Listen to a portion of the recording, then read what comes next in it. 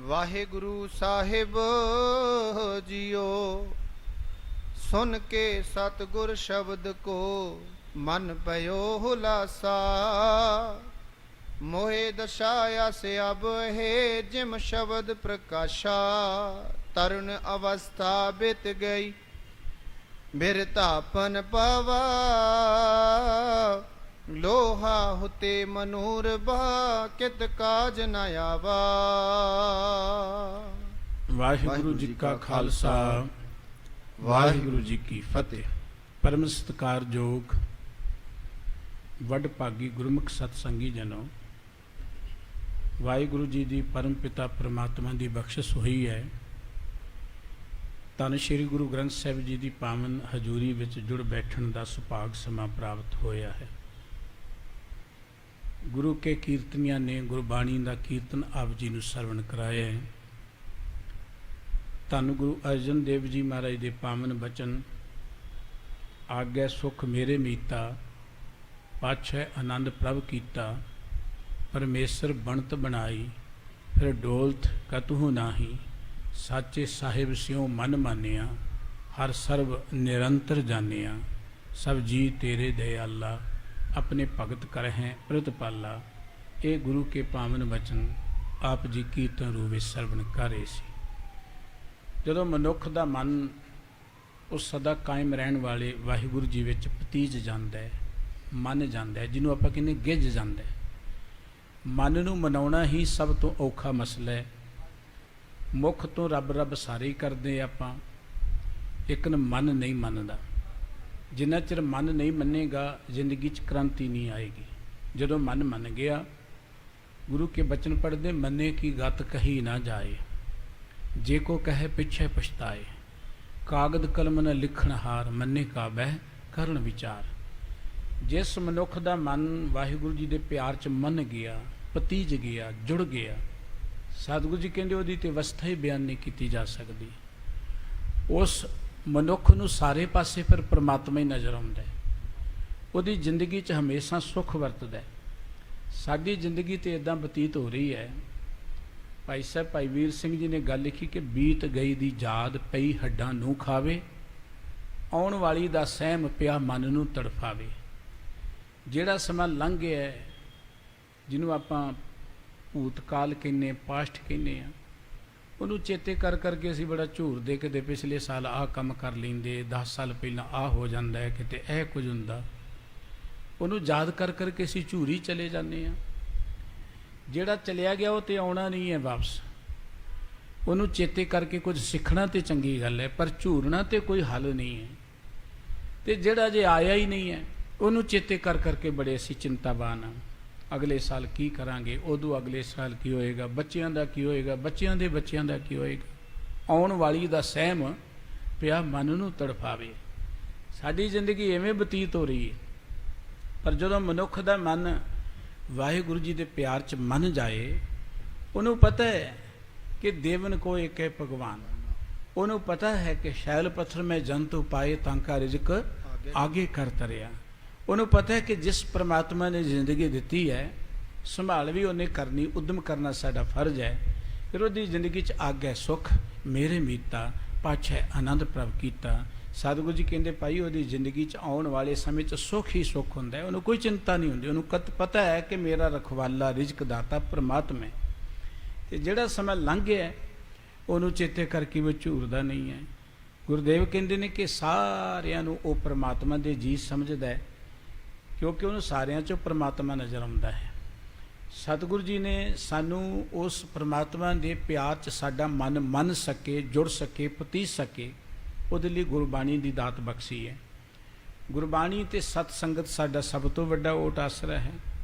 ਮਨ ਨੂੰ ਟਿਕਾਉਣ ਦਾ, ਮਨ ਨੂੰ ਜੋੜਨ ਦਾ ਇੱਕੋ ਇੱਕ ਤਰੀਕਾ ਹੈ ਗੁਰੂ ਕਾ ਸ਼ਬਦ।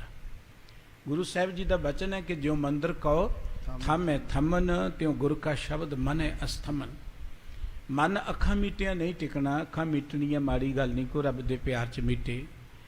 ਪਰ ਜੇ ਕੋਈ ਕਹੇ ਕਿ ਅੱਖਾਂ ਮੀਟਿਆਂ ਮਨ ਟਿਕ ਜਾਏਗਾ, ਮਨ ਤੇ ਸਗੋਂ ਬਹੁਤਾ ਭੱਜਦਾ।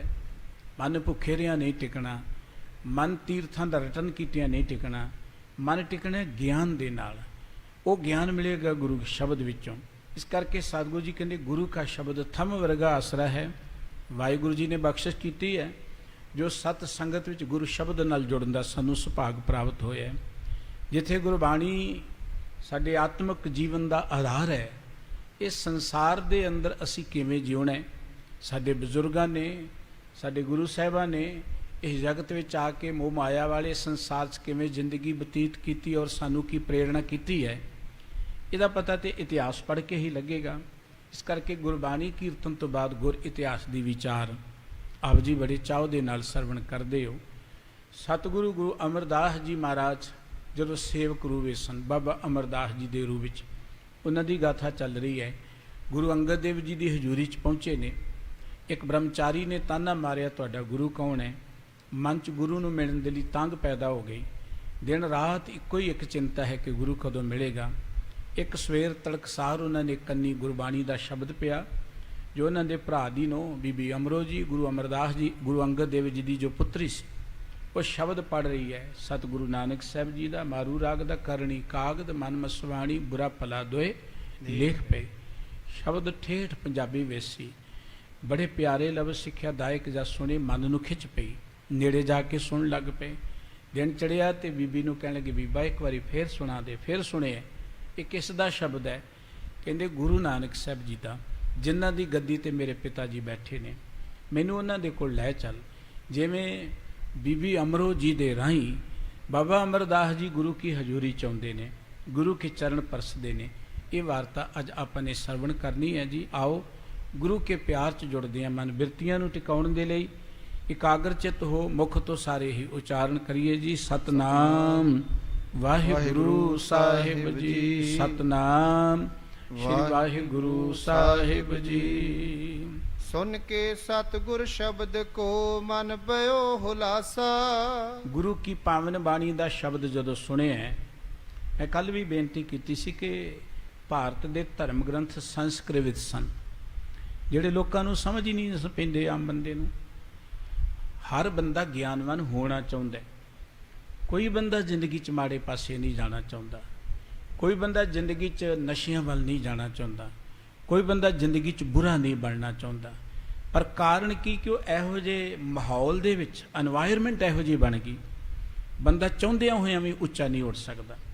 ਗੁਰਮਤਿ ਨੇ ਕਿਹੋ ਜਿਹਾ ਵਾਤਾਵਰਣ ਦਿੱਤਾ। ਦੇਖੋ ਉਹੀ ਸਮਾਜ ਹੈ ਜਿਹੜਾ ਸਮਾਜ ਕਦੀ ਮੁਗਲਾਂ ਦੇ ਘੋੜਿਆਂ ਦੀਆਂ ਆਵਾਜ਼ਾਂ ਸੁਣ ਕੇ ਲੁਕ ਜਾਂਦੇ ਸਨ, ਲੋਕ ਡਰ ਜਾਂਦੇ ਸਨ, ਜਿਹੜੇ ਕਹਿੰਦੇ ਜੀ ਅਸੀਂ ਕਦੀ ਤੇ ਨੰਗੀ ਕਰਦ ਨਹੀਂ ਫੜੀ ਤੇ ਇਹਨਾਂ ਨਾਲ ਕਿਵੇਂ ਮੁਕਾਬਲਾ ਕਰਾਂਗੇ।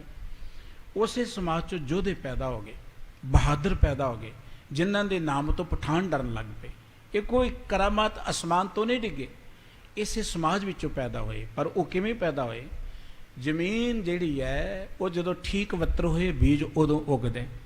ਗੁਰੂ ਸਾਹਿਬਾਨ ਨੇ ਇਹੋ ਜਿਹਾ ਸਮਾਜ ਬਣਾਇਆ, ਮਾਹੌਲ ਬਣਾਇਆ। ਕਿੰਨੇ ਕਿੰਨੇ ਪਿਆਰੇ ਬਚਨ ਗੁਰਬਾਣੀ ਦੇ ਰੂਪ 'ਚ ਦਿੱਤੇ। ਜਗਿਆਸੂਆਂ ਨੇ ਸੁਣੇ, ਉਹਨਾਂ ਦੇ ਅੰਦਰ ਚਾਹ ਪੈਦਾ ਹੋ ਗਿਆ। ਬਾਬਾ ਅਮਰਦਾਸ ਜੀ ਨੇ ਜੋ ਸੁਣੇ, ਜਦੋਂ ਗੁਰੂ ਅੰਗਦ ਦੇਵ ਜੀ ਨੇ ਵੀ ਸ਼ਬਦ ਹੀ ਸੁਣਿਆ ਸੀ। ਅੰਮ੍ਰਿਤ ਵੇਲੇ ਭਾਈ ਜੋ ਜੀ ਸ਼ਬਦ ਪੜ੍ਹ ਰਹੇ ਨੇ, ਜਿਤ ਸੇਵੀਐ ਸੁਖ ਪਾਈਐ ਸੋ ਸਾਹਿਬ ਸਦਾ ਸੰਭਾਲੀਐ, ਜਿਤ ਕੀਤਾ ਪਾਈਏ ਆਪਣਾ ਸਕਾਲ ਬੁਰੀ ਕਿਉਂ ਕਾਲੀਏ। ਗੁਰੂ ਨਾਨਕ ਸਾਹਿਬ ਜੀ ਦੀ ਆਸਾ ਦੀ ਵਾਰ ਦੀ ਇਹ ਪਾਵਨ ਪੌੜੀ ਜਦੋਂ ਸੁਣੀ ਨਾ, ਭਾਈ ਲਹਿਣਾ ਜੀ ਨੇ ਖਿੱਚ ਪਈ ਕਿ ਇੰਨੇ ਮਿੱਠੇ ਲਫ਼ਜ਼, ਇੰਨੇ ਪਿਆਰੇ ਸ਼ਬਦ, ਇੰਨੇ ਸਾਫ਼ ਸ਼ਬਦਾਂ ਦੇ ਵਿੱਚ ਮਨੁੱਖ ਨੂੰ ਸਮਝਾਇਆ। ਬਸ ਉਹ ਸ਼ਬਦ ਦੇ ਖਿੱਚੇ ਹੋਏ ਗੁਰੂ ਕੀ ਹਜ਼ੂਰੀ 'ਚ ਆ ਗਏ। ਅੱਜ ਬਾਬਾ ਅਮਰਦਾਸ ਜੀ ਨੇ ਸ਼ਬਦ ਸੁਣੇ ਹੈ। ਸ਼ਬਦ ਨੂੰ ਜਦੋਂ ਤੁਸੀਂ ਜਗਿਆਸੂ ਭਾਵਨਾ ਨਾਲ ਸੁਣੋਗੇ, ਦੇਖੋ ਸੁਣਨ ਦੇ ਵਿੱਚ ਬੜਾ ਫਰਕ ਹੈ। ਇੱਕ ਆਪਾਂ ਸੁਣਦੇ ਹਾਂ, ਸੁਣ ਕੇ ਇੱਧਰ ਨੂੰ ਕੱਢ ਦਿੰਦੇ, ਕਈ ਵਾਰੀ ਸੁਣਦੇ ਵੀ ਨਹੀਂ, ਸੁਣੇ ਨੂੰ ਅਣਸੁਣਿਆ ਕਰ ਦਿੰਦੇ ਆ, ਕੰਨਾਂ ਤੱਕ ਜਾਂਦੀ ਨਹੀਂ ਸਾਡੇ ਗੱਲ। ਬੈਠੇ ਆ ਇੱਧਰ ਉੱਧਰ, ਕੋਈ ਆਪਾਂ ਦੇਖਦੇ ਗੁਰੂ ਕੀ ਹਜ਼ੂਰੀ 'ਚ ਆਉਣ ਦਾ ਅਰਥ ਹੀ ਸੁਣਨਾ, ਪਰ ਇੱਥੇ ਵੀ ਕੋਈ ਪਿੱਛੇ ਬੈਠ ਕੇ ਗੱਲਾਂ ਕਰੀ ਜਾਂਦਾ ਹੈ, ਕੋਲੇ ਜੋ ਉੱਠ ਕੇ ਪਾਠ ਕਰੀ ਜਾਏਗਾ। ਗੁਰੂ ਦੇ ਕੋਲ ਆਪਾਂ ਸੁਣਨ ਲਈ ਆਉਣਾ, ਕੁਝ ਜਾਣਨ ਲਈ ਆਉਣਾ। ਇਹ ਸਕੂਲ ਹੈ ਸਾਡਾ। ਪਾਠ ਕਰਨਾ ਹੋਮਵਰਕ ਹੈ। ਹੁਣ ਜਿਹੜਾ ਸਟੂਡੈਂਟ ਹੋਮਵਰਕ ਹੀ ਸਕੂਲ 'ਚ ਆ ਕੇ ਕਰੇਗਾ, ਉਹ ਕਿੰਨਾ ਕੁ ਲਾਇਕ ਹੋਏਗਾ, ਇੱਥੋਂ ਹੀ ਅੰਦਾਜ਼ਾ ਲਾ ਲਈਏ ਆਪਾਂ। ਜਿਹੜਾ ਸਟੂਡੈਂਟ ਆਪਣਾ ਹੋਮਵਰਕ ਸਕੂਲ ਟਾਈਮ 'ਚ ਆ ਕੇ ਕਰੇਗਾ, ਜਦੋਂ ਕੁਝ ਸੁਣਨ ਤੇ ਸਿੱਖਣ ਤੇ ਸਮਝਣ ਦਾ ਮੌਕਾ ਹੈ, ਉਹ ਕਿੰਨਾ ਕੁ ਅੱਗੇ ਵੱਧ ਜਾਏਗਾ ਕਿਤੇ। ਇਸ ਕਰਕੇ ਇਹ ਸਾਡਾ ਸਕੂਲ ਹੈ। ਇੱਥੇ ਕੁਝ ਸੁਣਨ ਲਈ, ਕੁਝ ਜਾਣਨ ਲਈ, ਕੁਝ ਸਮਝਣ ਲਈ ਆਉਂਦੇ ਆਪਾਂ। ਸੋ ਇਹ ਜਦੋਂ ਵੀ ਬਾਣੀ ਨੂੰ ਤੁਸੀਂ ਕੁਝ ਜਾਣਨ ਦੀ ਭਾਵਨਾ ਦੇ ਨਾਲ ਸੁਣੋਗੇ, ਪੜ੍ਹੋਗੇ ਨਾ, ਗੁਰਬਾਣੀ ਦਾ ਇੱਕ ਇੱਕ ਅੱਖਰ ਤੁਹਾਨੂੰ ਅੰਦਰੋਂ ਟੁੰਬ ਦੇਵੇਗਾ। ਤੁਹਾਡੇ ਅੰਦਰ ਹਲੂਣਾ ਪੈਦਾ ਕਰੇਗਾ। ਕਿਤੇ ਵੀ ਗੁਰਬਾਣੀ ਨੂੰ ਪੜ੍ਹਨਾ ਸ਼ੁਰੂ ਕਰ ਦਿਓ। ਸੱਚ ਜਾਣਨਾ, ਜਿੰਨਾ ਮਨ ਲਾ ਕੇ ਬਾਣੀ ਪੜ੍ਹੋਗੇ ਆਨੰਦ ਆਏਗਾ, ਵਾਰ-ਵਾਰ ਪੜ੍ਹਨ ਨੂੰ ਜੀ ਕਰੇਗਾ। ਬਾਬਾ ਅਮਰਦਾਸ ਜੀ ਨੇ ਜਦੋਂ ਇਹ ਬਚਨ ਸੁਣਿਆ ਬੜਾ ਆਨੰਦ ਜਾਗਿਆ। ਇੰਨੇ ਪਿਆਰੇ ਬਚਨ ਕਿਸ ਦੇ ਨੇ, ਇਸ ਕਰਕੇ ਉਸ ਵੇਲੇ ਮੋਹ ਦਸ਼ਾ ਆਸ ਅਬ ਹੈ ਜਿਨ ਸ਼ਬਦ ਪ੍ਰਕਾਸ਼ਾ। ਕਹਿਣ ਲੱਗੇ ਕਿ ਆ ਜਿਹੜਾ ਸ਼ਬਦ ਹੈ ਨਾ, ਜੋ ਕੁਝ ਸ਼ਬਦ ਵਿੱਚ ਕਿਹਾ ਹੋਇਆ ਹੈ, ਸ਼ਬਦ ਸੀ ਕਰਨੀ ਕਾਗਦ ਮਨ ਮਸਵਾਣੀ ਬੁਰਾ ਭਲਾ ਦੋਇ ਲੇਖ ਪਏ ਜਿਉ ਜੋ ਕਿਰਤ ਚਲਾਏ ਤਿਉ ਚਲੀਏ ਤਉ ਗੁਣ ਨਾਹੀ ਅੰਤਰੇ ਚਿਤ ਚੇਤਸ ਕੀ ਨਹੀਂ ਬਾਬਰੇ ਹਰ ਬਿਸਰ ਤੇਰੇ ਗੁਣ ਕਲਿਆ। ਸਾਹਿਬ ਜੀ ਦੇ ਬਚਨ ਜਾਲੀ ਰੈਨ ਜਾਲ ਦਿਨ ਹੁਆ ਜੇਤੀ ਘੜੀ ਫਾਹੀ ਤੇਤੀ ਰਸ ਚੋਗ ਚੁਗੇ ਨਿਤ ਪ੍ਰਾਣੀ ਛੂਟਸ ਮੂੜੇ ਕਮਨ ਗੁਣੀ ਕਾਇਆ ਆਰਣ ਮਨ ਵਿੱਚ ਲੋਹਾ ਪੰਚ ਅਗਨ ਤਿਤ ਲਾਗ ਰਹੀ ਕੋਇਲੇ ਪਾਪ ਪੜੇ ਤੇ ਸੁਪਰ ਮਨ ਜਲਿਆ ਸੰਨੀ ਚਿੰਤ ਪਈ ਭਇਆ ਮਨੂਰ ਕੰਚਨ ਫਿਰ ਹੋਵੇ। ਬਾਬਾ ਅਮਰਦਾਸ ਜੀ ਕਹਿੰਦੇ ਤੇ ਮੇਰੇ ਮਨ ਦੀ ਗੱਲ ਦੱਸੀ ਹੋਈ ਹੈ, ਮੇਰੇ ਮਨ ਦੀ ਹਾਲਤ ਹੈ।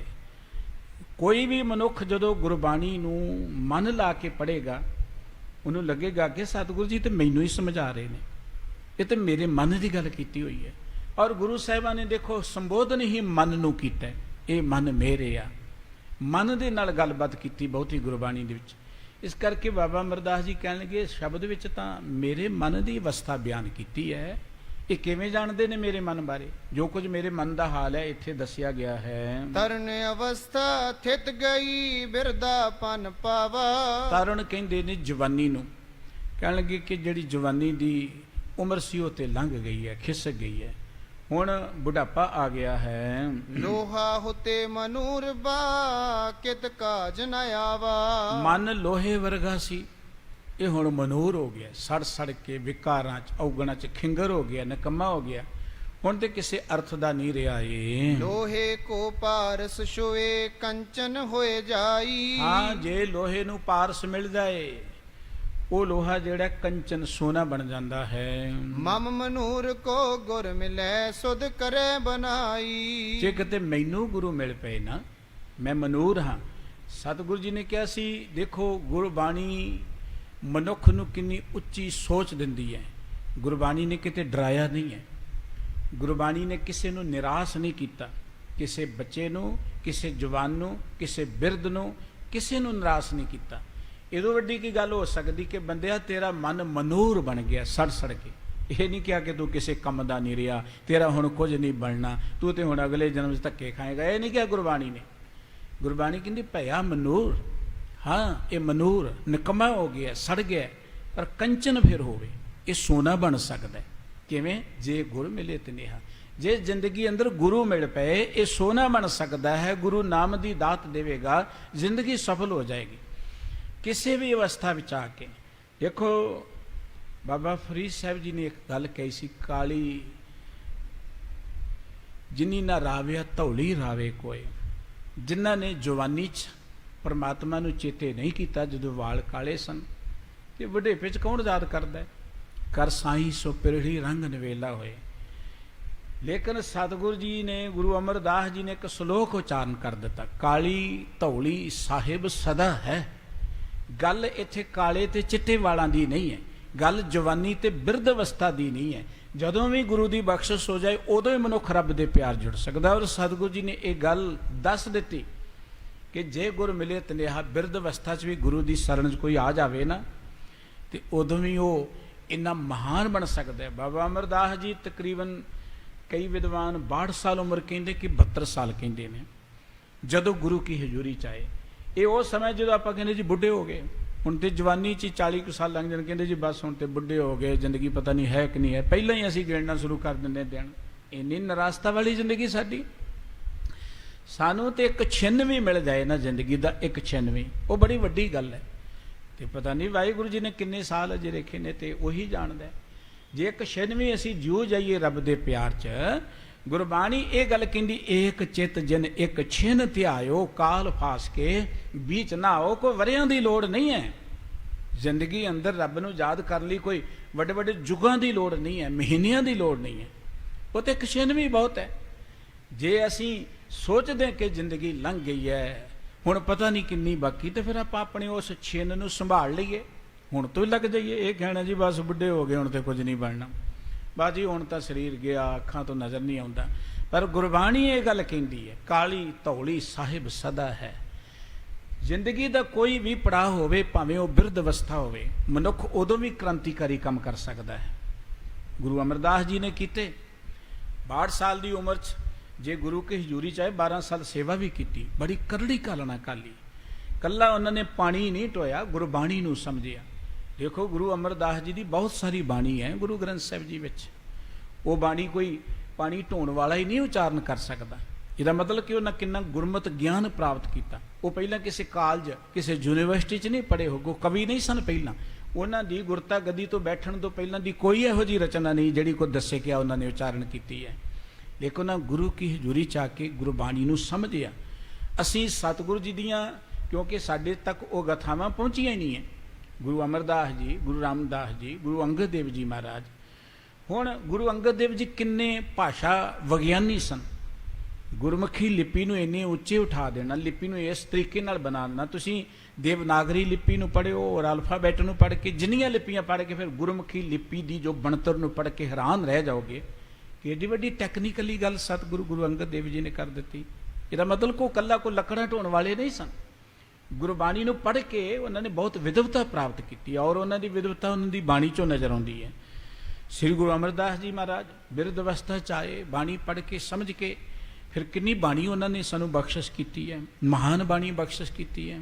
ਗੁਰੂ ਰਾਮਦਾਸ ਜੀ ਦਾ ਇਤਿਹਾਸ ਪੜ੍ਹ ਕੇ ਦੇਖ ਲਓ, ਉਹਨਾਂ ਨੇ 31 ਰਾਗਾਂ 30 ਰਾਗਾਂ ਦੇ ਵਿੱਚ ਬਾਣੀ ਬਖਸ਼ਿਸ਼ ਕਰ ਦਿੱਤੀ। 30 ਰਾਗਾਂ ਦੇ ਵਿੱਚ ਬਾਣੀ, ਕਿੰਨੇ ਨਵੇਂ ਰਾਗ ਜਿਹੜੇ ਸਨ ਗੁਰੂ ਰਾਮਦਾਸ ਜੀ ਨੇ ਬਖਸ਼ਿਸ਼ ਕੀਤੇ। ਹੁਣ ਰਾਗ ਵਿਦਿਆ ਕਿੱਥੋਂ ਸਿੱਖੀ? 7 ਸਾਲ ਦੀ ਉਮਰ 'ਚ ਯਤੀਮ ਹੋ ਗਏ, ਉਦੋਂ ਤੱਕ ਤੇ ਰੋਟੀ ਕਮਾਉਣ ਦੀ ਚਿੰਤਾ ਲੱਗੀ ਹੈ। ਫਿਰ ਘੁੰਗਣੀਆਂ ਵੇਚ ਕੇ ਗੁਜ਼ਾਰਾ ਕਰਦੇ ਨੇ। ਗੁਰੂ ਅਮਰਦਾਸ ਜੀ ਦੀ ਹਜ਼ੂਰੀ 'ਚ ਆ ਕੇ ਕੱਲੀ ਕੋ ਉਹਨਾਂ ਨੇ ਟੋਕਰੀ ਨਹੀਂ ਢੋਈ, ਠੀਕ ਹੈ ਸੇਵਾ ਮੁੱਖ 'ਚ, ਲੇਕਿਨ ਉੱਥੇ ਆ ਕੇ ਉਹਨਾਂ ਰਾਗ ਵਿਦਿਆ ਸਿੱਖੀ, ਉੱਥੇ ਆ ਕੇ ਉਹਨਾਂ ਨੇ ਗੁਰਬਾਣੀ ਨੂੰ ਸਮਝਿਆ ਔਰ ਇਸ ਕਰਕੇ ਉਹਨਾਂ ਕੋ ਇੰਨਾ ਗਿਆਨ ਆਇਆ ਕਿ ਇੰਨੇ ਨਵੇਂ ਰਾਗ ਜਿਹੜੇ ਸਾਨੂੰ ਉਹਨਾਂ ਸਤਿਗੁਰੂ ਜੀ ਨੇ ਬਖਸ਼ਿਸ਼ ਕਰ ਦਿੱਤੇ।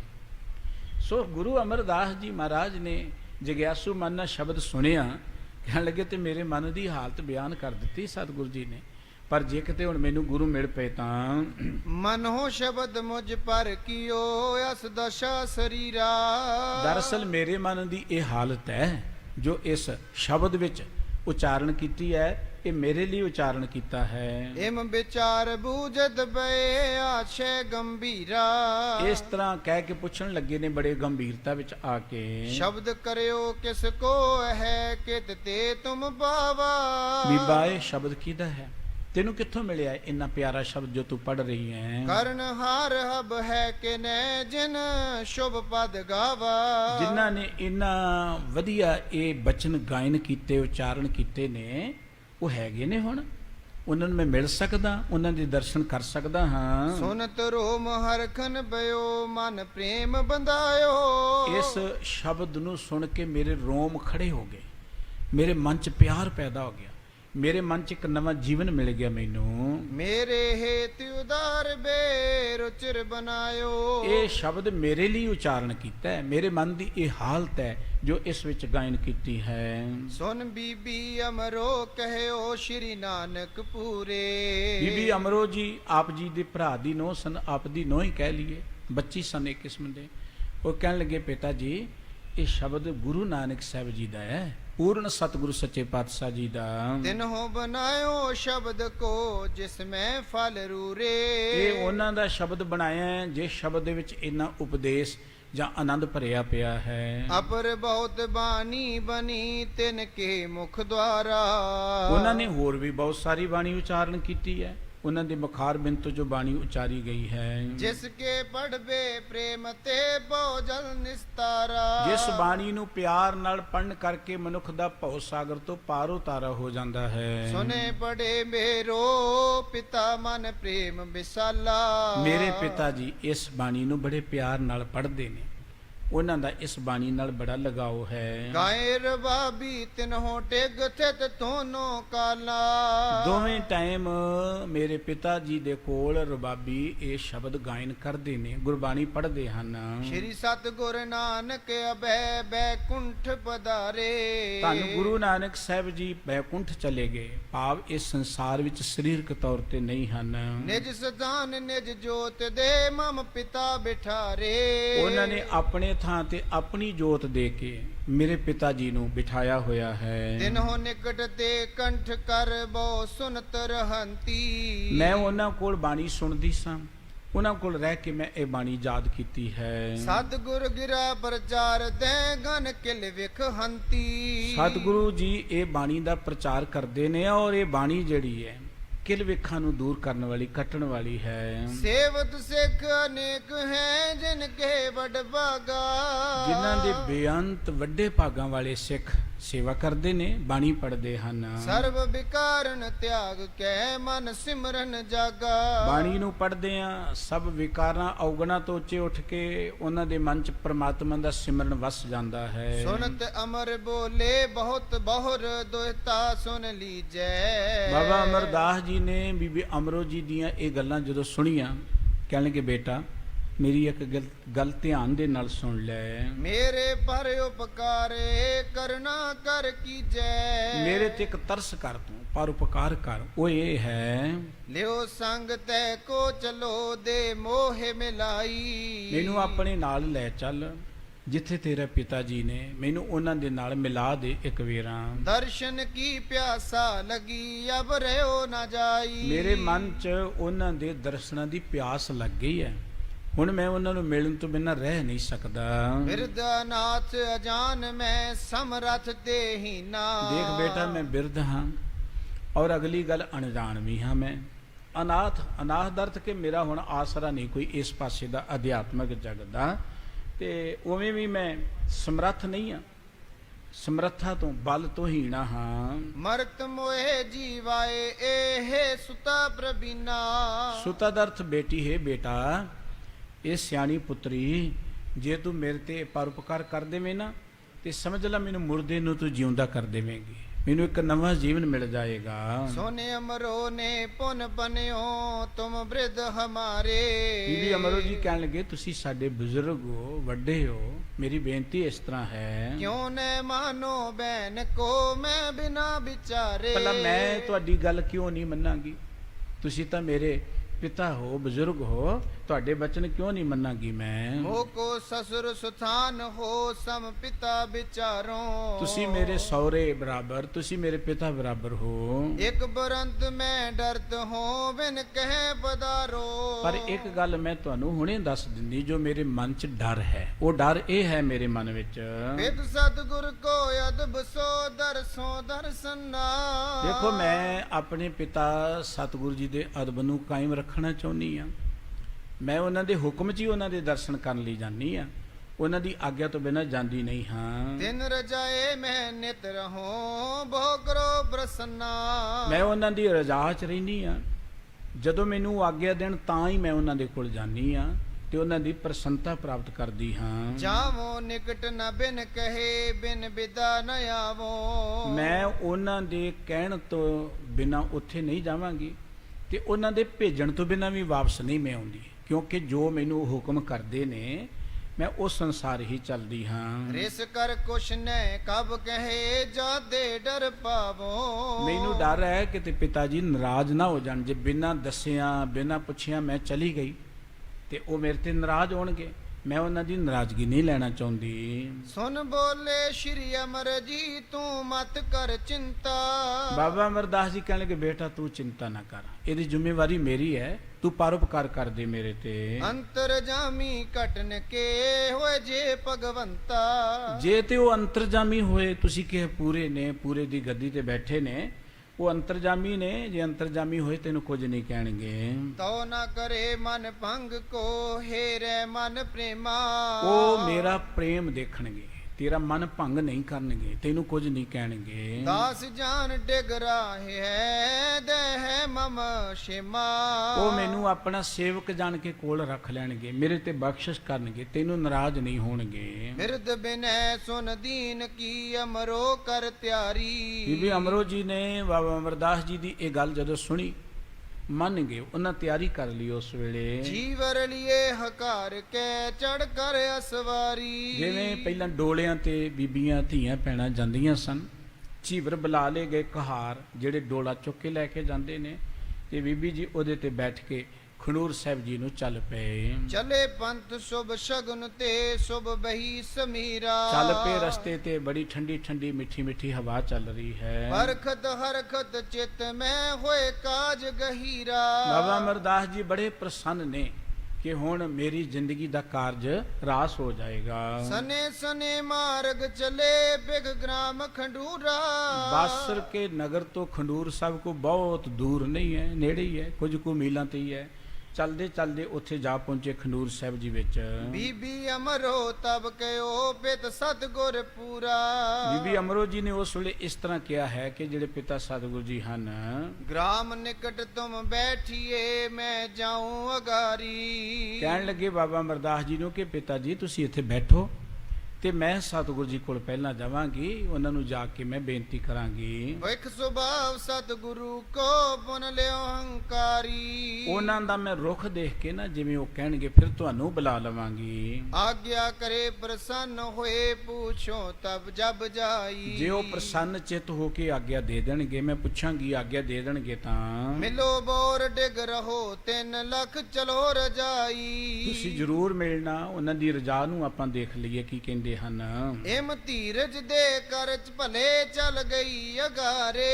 ਇਸ ਤਰ੍ਹਾਂ ਕਹਿ ਕੇ ਬੀਬੀ ਅਮਰੋ ਜੀ ਬਾਬਾ ਅਮਰਦਾਸ ਜੀ ਨੂੰ ਉੱਥੇ ਬਿਠਾ ਕੇ ਆਪ ਗੁਰੂ ਦਰਬਾਰ ਵੱਲ ਚੱਲ ਪਏ। ਪਿਤਾ ਸਾਥ ਹਿਤ ਕਰ ਮਿਲੀ ਬੜ ਸ਼ਰਦਾ ਧਾਰੇ। ਬੜੇ ਪਿਆਰ ਨਾਲ ਸ਼ਰਧਾ ਨਾਲ ਆਪਣੇ ਪਿਤਾ ਸਤਿਗੁਰੂ ਜੀ ਨੂੰ ਜਾ ਕੇ ਬੀਬੀ ਅਮਰੋ ਜੀ ਮਿਲੇ ਹਨ। ਘਰ ਅੰਤਰ ਬੈਠੀ ਨਿਕਟ ਗੁਰ ਅੰਤਰ ਜਾਮੀ। ਜਿਸ ਵੇਲੇ ਕੋਲ ਜਾ ਕੇ ਬੈਠ ਗਈ ਅੰਤਰਜਾਮੀ ਸਤਿਗੁਰੂ ਸੱਚੇ ਪਾਤਸ਼ਾਹ ਜੀ ਦੇ ਕੋਲ, ਕਹਿਓ ਬੁਲਾਇਓ ਤੁਝ ਨਹੀਂ ਆਈ ਕਿਸ ਕਾਮੀ। ਸਤਿਗੁਰੂ ਜੀ ਕਹਿਣਗੇ ਬੁਲਾਇਆ ਤੇ ਹੈ ਨਹੀਂ, ਕਿਵੇਂ ਆ ਗਈ ਤੂੰ, ਕੀ ਕੰਮ ਪੈ ਗਿਆ ਤੈਨੂੰ ਇੱਥੇ ਆਉਣ ਦਾ। ਬਨੇ ਨਾ ਆਵਨ ਬਿਨ ਬਨੇ ਕਿਉਂ ਚੱਲ ਕਰ ਆਏ। ਬਿਨਾਂ ਬੁਲਾਏ ਨਹੀਂ ਸੀ ਆਉਣਾ ਚਾਹੀਦਾ, ਤੇ ਕਿਉਂ ਚੱਲ ਕੇ ਆ ਗਏ। ਜਿਨੋ ਸੰਗ ਆਨਿਓ ਤੋ ਦਿਸ ਕਿਉਂ ਨਾ ਲਿਆਏ। ਤੇ ਜੇ ਹੁਣ ਆ ਹੀ ਗਏ ਤੇ ਜਿਨ੍ਹਾਂ ਨੂੰ ਨਾਲ ਲੈ ਕੇ ਆਏ ਉਹਨੂੰ ਬਾਹਰ ਕਿਉਂ ਬਿਠਾ ਦਿੱਤਾ, ਉਹਨਾਂ ਨੂੰ ਨਾਲ ਕਿਉਂ ਨਹੀਂ ਲੈ ਕੇ ਆਏ। ਕਹਿਓ ਜੋਰ ਕਰ ਜਾਏ ਮੈਂ ਆਨੋ ਤਬ ਪਾਸਾ। ਬੀਬੀ ਅਮਰੋ ਜੀ ਨੇ ਹੱਥ ਜੋੜ ਕੇ ਕਿਹਾ ਕਿ ਪਿਤਾ ਜੀ ਮੈਂ ਹੁਣੇ ਉਹਨਾਂ ਨੂੰ ਲੈ ਕੇ ਆਉਂਦੀ ਹਾਂ। ਆਇਸ ਬਿਨ ਨੇ ਮਿਲ ਸਕੈ ਬੋਧਰੇ ਹੁਲਾਸਾ। ਇਸ ਕਰਕੇ ਕਿ ਤੁਹਾਡੀ ਆਗਿਆ ਤੋਂ ਬਿਨਾਂ ਮਿਲ ਨਹੀਂ ਸਕਦੇ ਤਾਂ ਬਾਹਰ ਬੈਠੇ ਹਾਂ, ਹੁਣ ਉਹਨਾਂ ਨੂੰ ਮੈਂ ਬੁਲਾ ਲਿਆਉਂਦੀ ਹਾਂ। ਗਈ ਆਪ ਹੀ ਉਠ ਬਹੁਰ ਤਿਸ ਜਾਏ ਹਕਾਰਾ। ਬੀਬੀ ਅਮਰੋ ਜੀ ਆਪ ਉੱਠ ਕੇ ਗਏ, ਜਿੱਥੇ ਬਾਬਾ ਅਮਰਦਾਸ ਜੀ ਬੈਠੇ ਸਨ ਉਹਨਾਂ ਨੂੰ ਜਾ ਕੇ ਬੁਲਾ ਲਿਆਂਦਾ। ਹਿਰਦੇ ਆਨੰਦ ਬਿਲੰਦ ਧਰ ਪਹੁੰਚੋ ਦਰਬਾਰ। ਬਾਬਾ ਅਮਰਦਾਸ ਜੀ ਬੜੇ ਆਨੰਦਿਤ ਹੋਏ, ਬੜੇ ਚਾਅ ਦੇ ਨਾਲ ਸਤਿਗੁਰੂ ਜੀ ਦੇ ਦਰਬਾਰ ਵਿੱਚ ਪਹੁੰਚੇ ਹਨ। ਦਰਸ਼ਨ ਕੀਨ ਸਜਾਏ ਕੈ ਮੁਖ ਕਮਲ ਵਿਕਾਸਾ। ਬੜੇ ਚਾਅ ਨਾਲ ਜਾ ਕੇ ਸਤਿਗੁਰੂ ਸੱਚੇ ਪਾਤਸ਼ਾਹ ਜੀ ਦੇ ਦਰਸ਼ਨ ਦੀਦਾਰ ਕੀਤੇ। ਉਹਨਾਂ ਦੇ ਦਰਸ਼ਨ ਕਰਦਿਆਂ ਹੀ ਬਾਬਾ ਅਮਰਦਾਸ ਜੀ ਦੇ ਮਨ 'ਚ ਖੇੜਾ ਆ ਗਿਆ। ਰਾਗ ਦ્વੈਸ਼ ਸੁਖ ਦੁਖ ਵਿਖੈ ਬ੍ਰਿਤ ਜਿਨੋ ਉਦਾਸਾ। ਉਹ ਸਤਿਗੁਰੂ ਸੱਚੇ ਪਾਤਸ਼ਾਹ ਜੀ ਜਿਨ੍ਹਾਂ ਦੀਆਂ ਨਜ਼ਰਾਂ 'ਚ ਰਾਗ ਦ્વੈਖ, ਰਾਗ ਕਹਿੰਦੇ ਨੇ ਪਿਆਰ ਨੂੰ, ਦ્વੈਖ ਕਹਿੰਦੇ ਨੇ ਈਰਖਾ ਨੂੰ। ਸੁਖ ਦੁਖ ਹਰਖ ਸੋਖ ਮਾਨ ਅਮਾਨ ਬਰਾਬਰ ਹੈ। ਉਹ ਸਤਿਗੁਰੂ ਜੀ ਦੇ ਦਰਸ਼ਨ ਜਿਨ੍ਹਾਂ ਦੀ ਗੱਲ ਕਰਦੇ ਆ, ਭੱਟ ਕਹਿੰਦੇ ਦਰਸ਼ਨ ਪਰਸ਼ੇ ਹੈ ਗੁਰੂ ਕੇ ਜਨਮ ਮਾਰਨ ਦੁਖ ਜਾਏ। ਉਹਨਾਂ ਦੇ ਦੀਦਾਰ ਕਰਦਿਆਂ ਹੀ ਬਾਬਾ ਅਮਰਦਾਸ ਜੀ ਬੜੇ ਪ੍ਰਸੰਨ ਚਿਤ ਹੋ ਗਏ। ਲਖ ਸੰਸਾਰ ਸੰਬੰਧ ਕੋ ਹੋਏ ਸਤਿਗੁਰ ਠਾਂਡੇ। ਕਿਉਂਕਿ ਬਾਬਾ ਅਮਰਦਾਸ ਜੀ ਰਿਸ਼ਤੇਦਾਰੀ ਚੋਂ ਕੁੜਮ ਲੱਗਦੇ ਨੇ ਗੁਰੂ ਅੰਗਦ ਦੇਵ ਜੀ ਮਹਾਰਾਜ ਦੇ। ਉਮਰ ਵਿੱਚ ਵੀ ਵੱਡੇ ਨੇ, ਰਿਸ਼ਤੇ ਵਿੱਚ ਵੀ ਜਿਵੇਂ ਆਪਾਂ ਦੇਖਦੇ ਹਾਂ ਕਿ ਮੁੰਡੇ ਵਾਲਿਆਂ ਨੂੰ ਵੱਡੇ ਗਿਣਦੇ ਨੇ ਲੋਕ ਸਮਾਜ ਵਿੱਚ। ਵੈਸੇ ਤੇ ਗੁਰਮਤਿ ਅੰਦਰ ਬਰਾਬਰੀ ਹੈ, ਇੱਥੇ ਕੋਈ ਵੱਡੇ ਛੋਟੇ ਦੀ ਗੱਲ ਨਹੀਂ ਹੈ। ਪਰ ਗੁਰੂ ਅੰਗਦ ਦੇਵ ਜੀ ਦੀ ਵਡਿਆਈ ਸੀ, ਉਹਨਾਂ ਨੂੰ ਵੱਡੇ ਬਜ਼ੁਰਗ ਜਾਣ ਕੇ, ਰਿਸ਼ਤੇਦਾਰੀ ਚੋਂ ਜਾਣ ਕੇ ਉਹਨਾਂ ਦੇ ਸਤਿਕਾਰ ਲਈ ਗੁਰੂ ਅੰਗਦ ਦੇਵ ਜੀ ਮਹਾਰਾਜ ਖੜੇ ਹੋ ਗਏ। ਗਲ ਮਿਲ ਬੇਕੋ ਤਿਆਰ ਬੇ ਪਟ ਤੇ ਕਰ ਕਾਢੇ। ਤੇ ਉਹਨਾਂ ਨੂੰ ਗਲੇ ਲੱਗ ਕੇ ਮਿਲਣ ਲਈ ਗੁਰੂ ਅੰਗਦ ਦੇਵ ਜੀ ਮਹਾਰਾਜ ਅੱਗੇ ਵਧੇ ਹਨ। ਚਰਨ ਗਏ ਸ਼੍ਰੀ ਅਮਰ ਤਬ ਬੰਧਨ ਕੋ ਠਾਨੀ। ਲੇਕਿਨ ਬਾਬਾ ਅਮਰਦਾਸ ਜੀ ਗਲੇ ਨਹੀਂ ਲੱਗੇ, ਸਤਿਗੁਰੂ ਜੀ ਦੇ ਚਰਨਾਂ ਤੇ ਡਿੱਗ ਪਏ, ਗੁਰੂ ਚਰਨਾਂ ਤੇ ਨਮਸਕਾਰ ਕੀਤੀ ਹੈ। ਉਚਿਤ ਨਹੀਂ ਘਰ ਮਿਲਨ ਕੋ ਲਿਓ ਦਾਸ ਪਛਾਨੀ। ਮਹਾਰਾਜ ਮੈਂ ਤੁਹਾਡੇ ਗਲੇ ਲੱਗਣ ਦੇ ਉਚਿਤ ਨਹੀਂ ਆ, ਮੈਨੂੰ ਆਪਣਾ ਸੇਵਕ ਜਾਣੋ, ਆਪਣੇ ਚਰਨਾਂ ਦੇ ਨਾਲ ਜੁੜਨ ਦਿਓ। ਕੁਸ਼ਲ ਛੇਮ ਸਭ ਪੂਛ ਕੇ ਨਿਜ ਨਿਕਟ ਬਿਠਾਇਓ। ਰਾਜੀ ਖੁਸ਼ੀ ਪੁੱਛੀ ਗਈ ਹੈ, ਫਿਰ ਕੋਲ ਬਿਠਾ ਲਿਆ ਸਤਿਗੁਰੂ ਸੱਚੇ ਪਾਤਸ਼ਾਹ ਜੀ ਨੇ। ਅਪਰ ਬਾਤ ਕੁਛ ਜਗਤ ਕੀ ਬੂਝਤ ਹਰ ਖਾਇਓ। ਹੋਰ ਕੁਝ ਦੁਨੀਆਦਾਰੀ ਦੀਆਂ ਗੱਲਾਂ ਵੀ ਹੋਈਆਂ, ਕੋਈ ਅਧਿਆਤਮਕ ਪੱਖ ਦੀਆਂ ਵੀ ਹੋਈਆਂ। ਇਵੇਂ ਗੱਲਬਾਤ ਕਰਕੇ ਬਾਬਾ ਅਮਰਦਾਸ ਜੀ ਬਹੁਤ ਖੁਸ਼ੀ ਮਹਿਸੂਸ ਕਰ ਰਹੇ ਹਨ। ਕਿਤਕ ਸਮੋ ਬੀਤਿਓ ਜਬੈ ਬੈਠੇ ਗੁਰ ਪਾਸੂ। ਕੁਝ ਚਿਰ ਸਤਿਗੁਰੂ ਜੀ ਦੇ ਕੋਲ ਬੈਠਿਆਂ ਜਿਸ ਵੇਲੇ ਬਤੀਤ ਹੋ ਗਿਆ, ਆਏ ਰਸੋਈਆ ਥਿਤ ਬਿਓ ਕੀਨ ਸੇ ਅਰਦਾਸੂ।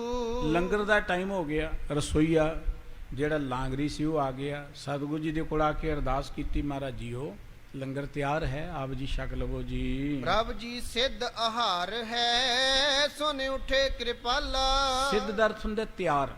ਮਹਾਰਾਜ ਜੀ ਭੋਜਨ ਤਿਆਰ ਹੈ, ਲੰਗਰ ਤਿਆਰ ਹੈ, ਤੁਸੀਂ ਕਿਰਪਾ ਕਰਕੇ ਪ੍ਰਵਾਨ ਕਰੋ ਜੀ। ਬੁੱਢੇ ਆਦਿਕ ਸਿੱਖ ਸਭ ਆਏ ਤਿਸ ਕਾਲਾ। ਸਤਿਗੁਰੂ ਸੱਚੇ ਪਾਤਸ਼ਾਹ ਜੀ ਤੇ ਹੋਰ ਜਿਹੜੇ ਸਿੱਖ ਸੰਗਤਾਂ ਸਨ ਉਹ ਸਾਰੇ ਇਕੱਠੇ ਹੋ ਗਏ। ਪੰਕਤ ਬੈਠੀ ਮਿਲ ਤਬੇ ਗੁਰ ਬੀਚ ਸੁਹਾਏ। ਸਤਿਗੁਰੂ ਸੱਚੇ ਪਾਤਸ਼ਾਹ ਜੀ ਵੀ ਪੰਗਤ ਵਿੱਚ ਬੈਠ ਗਏ, ਹੋਰ ਗੁਰੂ ਕੇ ਸਿੱਖ ਬੈਠ ਗਏ, ਬਾਬਾ ਅਮਰਦਾਸ ਜੀ ਵੀ ਪੰਗਤ ਵਿੱਚ ਬੈਠ ਗਏ। ਮਿਲ ਸੰਗਤ ਮੈਂ ਅਮਰ ਜੀ ਬੈਠੇ ਤਿਸ ਥਾਏ। ਦੇਖੋ ਸਭ ਤੋਂ ਪਹਿਲੀ ਗੱਲ ਜਿਹੜੀ ਹੈ, ਕੋਈ ਅਨਮਤ ਦਾ ਬੰਦਾ, ਕਿਉਂਕਿ ਬਾਬਾ ਅਮਰਦਾਸ ਜੀ ਵੈਸ਼ਨਵ ਮਤ ਨਾਲ ਜ਼ਿਆਦਾ ਸੰਬੰਧਿਤ ਸਨ, ਤੀਰਥਾਂ ਤੇ ਜਾਣਾ ਔਰ ਦੇਵੀ ਦੇਵਤਿਆਂ ਦੀ ਪੂਜਾ, ਗੰਗਾ ਦੇ ਉਪਾਸ਼ਕ। ਉਸ ਮਨੁੱਖ ਦੇ ਲਈ ਸਭ ਤੋਂ ਵੱਡੀ ਹੈਰਾਨੀ ਉਦੋਂ ਹੁੰਦੀ ਹੈ ਜਦੋਂ ਉਹ ਗੁਰੂ ਦਰਬਾਰ 'ਚ ਆ ਕੇ ਸਾਰਿਆਂ ਨੂੰ ਬਰਾਬਰ ਬੈਠੇ ਦੇਖਦਾ ਹੈ, ਜਦੋਂ ਗੁਰੂ ਦਰਬਾਰ 'ਚ ਸਾਰਿਆਂ ਨੂੰ ਸਾਂਝਾ ਉਪਦੇਸ਼ ਮਿਲਦਾ ਦੇਖਦਾ ਹੈ। ਅਗਲੀ ਬੜੀ ਇੱਕ ਕ੍ਰਾਂਤੀਕਾਰੀ ਗੱਲ ਜਿਹੜੀ ਸਤਿਗੁਰੂ ਜੀ ਨੇ ਸਾਨੂੰ ਦਿੱਤੀ ਹੈ, ਜੋ ਲੋਕਾਂ ਲਈ ਇੱਕ ਬੜੀ ਹੈਰਾਨੀ ਵਾਲੀ, ਦੂਸਰੇ ਮੱਤਾਂ ਵਾਲੇ ਲਈ, ਕਿ ਇੱਕੋ ਹੀ ਪੰਗਤ ਵਿੱਚ ਬੈਠ ਕੇ ਛਕਣਾ। ਕਿਉਂਕਿ ਆਪਾਂ ਆਲੇ ਦੁਆਲੇ ਨਜ਼ਰ ਮਾਰਦੇ ਹਾਂ, ਕੈਟਾਗਰੀ 'ਚ ਬਣੀਆਂ ਹੋਈਆਂ ਨੇ ਕਿ ਇੱਥੇ ਬ੍ਰਾਹਮਣ ਬੈਠੇਗਾ, ਇੱਥੇ ਖੱਤਰੀ ਬੈਠੇਗਾ, ਇੱਥੇ ਵੈਸ ਤੇ ਸ਼ੂਦਰ ਵਿਚਾਰੇ ਨੂੰ ਤੇ ਬੈਠਣ ਦਾ ਅਧਿਕਾਰ ਹੀ ਨਾ ਦਿੱਤਾ ਗਿਆ। ਹੁਣ ਬਾਬਾ ਅਮਰਦਾਸ ਜੀ ਗੁਰੂ ਦਰਬਾਰ 'ਚ ਆਏ, ਉੱਥੇ ਸਾਰੇ ਬੈਠੇ ਗੁਰੂ ਕੀ ਹਜ਼ੂਰੀ 'ਚ ਬਰਾਬਰ ਇੱਕੋ ਪੰਗਤ ਸੰਗਤ ਦੇ ਵਿੱਚ ਬੈਠੇ ਨੇ, ਸਾਰਿਆਂ ਨੂੰ ਸਾਂਝਾ ਉਪਦੇਸ਼ ਮਿਲ ਰਿਹਾ ਹੈ। ਅਗਲੀ ਗੱਲ, ਜਦੋਂ ਪੰਗਤ ਵਿੱਚ ਬੈਠੇ, ਹੁਣ ਗੁਰੂ ਸਾਹਿਬ ਜੀ ਵੀ ਉੱਥੇ ਬੈਠੇ ਨੇ, ਸਿੱਖ ਵੀ ਉੱਥੇ ਬੈਠੇ ਨੇ। ਇਹ ਬਹੁਤ ਵੱਡੀ ਗੱਲ ਹੈ ਕਿ ਇਹ ਜਿਸ ਗੁਰੂ ਸਾਹਿਬ ਜੀ ਨੂੰ ਕਿੰਨੇ ਲੋਕ ਮੱਥੇ ਟੇਕਦੇ ਨੇ, ਨਮਸਕਾਰਾਂ ਕਰਦੇ ਨੇ। ਤੁਸੀਂ ਹੁਣ ਤੇ ਸਾਡੇ ਧਰਮ 'ਚ ਵੀ ਉਹ ਰਿਵਾਜ ਆ ਗਿਆ ਹੈ, ਸਾਡੇ ਮੱਤ 'ਚ ਵੀ ਉਹ ਅਸਰ ਪਈ ਜਾਂਦਾ। ਸਿਆਣੇ ਕਹਿੰਦੇ ਗੁਆਂਢੀ ਦੀ ਸ਼ਕਲ ਨਹੀਂ ਤੇ ਅਕਲ ਤੇ ਆਉਂਦੀ ਚਲੀ ਜਾਂਦੀ ਹੈ, ਕਿ ਆਪ ਉੱਚੇ ਥਾਂ ਤੇ ਬੈਠਣਾ ਤੇ ਸੰਗਤਾਂ ਨੂੰ ਨੀਵੇਂ ਥਾਂ ਤੇ ਬਿਠਾਉਣਾ। ਬਹੁਤ ਥਾਂ ਤੇ ਦੇਖਦੇ ਹਾਂ ਗੁਰੂ ਗ੍ਰੰਥ ਸਾਹਿਬ ਜੀ ਦੀ ਹਜ਼ੂਰੀ 'ਚ ਕੋਈ ਸ਼ਬਦ ਪੜ੍ਹ ਰਿਹਾ ਹੈ, ਉਹ ਸ਼ਬਦ ਦੇ ਸਤਿਕਾਰ ਲਈ ਤੇ ਉੱਚਾ ਬੈਠਦਾ ਹੈ। ਇੱਕ ਨਾਮ ਤੁਸੀਂ ਦੇਖਦੇ ਗੁਰੂ ਗ੍ਰੰਥ ਸਾਹਿਬ ਜੀ ਦੇ ਕੋਲ ਤਾਂ ਵਿਰਲੇ ਹੀ ਬੈਠਦੇ ਨੇ, ਆਪਾਂ ਦੇਖਦੇ ਇੱਕ ਵੱਖਰੇ ਕਮਰੇ 'ਚ ਇੱਕ ਬੰਦਾ ਉੱਚੇ ਥਾਂ ਤੇ ਬੈਠਾ ਹੁੰਦਾ ਹੈ, ਬਾਕੀ ਨੀਵੇਂ ਥਾਂ ਤੇ ਹੱਥ ਜੋੜ ਕੇ ਐ ਨਮਾਣੇ ਜੇ ਬਣ ਕੇ ਬੈਠੇ ਹੁੰਦੇ ਨੇ। ਇਹ ਗੁਰਮਤਿ ਦਾ ਮਾਰਗ ਨਹੀਂ ਹੈ। ਔਰ ਇਸੇ ਤਰੀਕੇ ਨਾਲ ਹੋਰਨਾਂ ਮੱਤਾਂ 'ਚ ਦੇਖੋ ਕਿ ਜਦੋਂ ਆਉਂਦੀ ਹੈ ਛਕਣ ਛਕਾਉਣ ਦੀ ਗੱਲ, ਕਿ ਆਮ ਲੋਕਾਂ ਲਈ ਬੈਠਣ ਦੀ ਥਾਂ ਕੋ ਹੋਰ ਹੈ, ਖਾਸ ਲੋਕਾਂ ਲਈ ਕੁਝ ਹੋਰ ਹੈ, ਤੇ ਜਿਨ੍ਹਾਂ ਨੂੰ ਮੱਥੇ ਟੇਕੇ ਜਾਂਦੇ ਉਹਨਾਂ ਲਈ ਤਾਂ ਹੈ ਹੀ ਹੋਰ ਆ। ਉਹ ਲੋਕਾਂ 'ਚ ਆਮ ਲੋਕਾਂ 'ਚ ਬੈਠਣ, ਇਹ ਤਾਂ ਬੜੀ ਅਦਭੁਤ ਜੀ ਗੱਲ ਹੈ। ਕਿਉਂਕਿ ਪੂਜਨੀਕ ਬੰਦਾ, ਜਿਹਨੂੰ ਕੋਈ ਸੰਤ, ਜਿਹਨੂੰ ਕੋਈ ਮਹਾਤਮਾ, ਜਿਹਨੂੰ ਕੋਈ ਧਰਮਾਤਮਾ ਕਹਿ ਕੇ ਪੂਜੇ, ਉਹ ਆਮ ਲੋਕਾਂ ਵਿੱਚ ਬੈਠ ਕੇ ਭੋਜਨ ਛਕੇ, ਇੱਕ ਬੜੀ ਕ੍ਰਾਂਤੀਕਾਰੀ ਗੱਲ ਹੈ ਜਿਹਨੂੰ ਗੁਰੂ ਨਾਨਕ ਸਾਹਿਬ ਜੀ ਨੇ ਤੋਰਿਆ। ਹੁਣ ਜਿਸ ਵੇਲੇ ਗੁਰੂ ਅੰਗਦ ਦੇਵ ਜੀ ਮਹਾਰਾਜ ਬੈਠੇ, ਬਾਬਾ ਬੁੱਢਾ ਸਾਹਿਬ ਜੀ ਹੋਰ ਗੁਰੂ ਕੀ ਸੰਗਤ ਜਿੰਨੀ ਬੈਠ ਗਈ, ਬਾਬਾ ਅਮਰਦਾਸ ਜੀ ਬੈਠ ਕੇ ਦੇਖ ਰਹੇ ਨੇ। ਕਿੰਨੀ ਹੈਰਾਨੀ ਵਾਲੀ ਕਲਾ ਵਰਤ ਲਈ ਉਹਨਾਂ ਦੇ ਸਾਹਮਣੇ, ਕਿ ਐਡੀ ਉਦਾਰ ਦਿਲੀ, ਇੰਨੀ ਬਰਾਬਰਤਾ।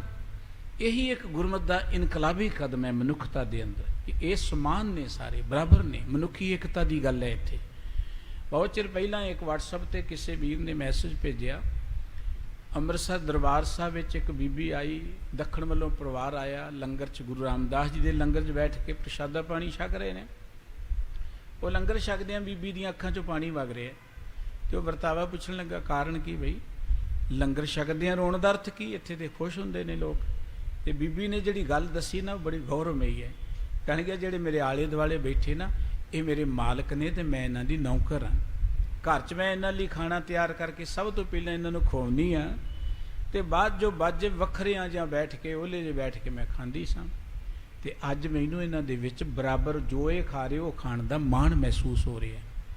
ਗੁਰਮਤਿ ਨੇ ਲੋਕਾਂ ਅੰਦਰ ਸਵੈਮਾਨ ਪੈਦਾ ਕੀਤਾ, ਸੈਲਫ ਰਿਸਪੈਕਟ ਪੈਦਾ ਕੀਤੀ।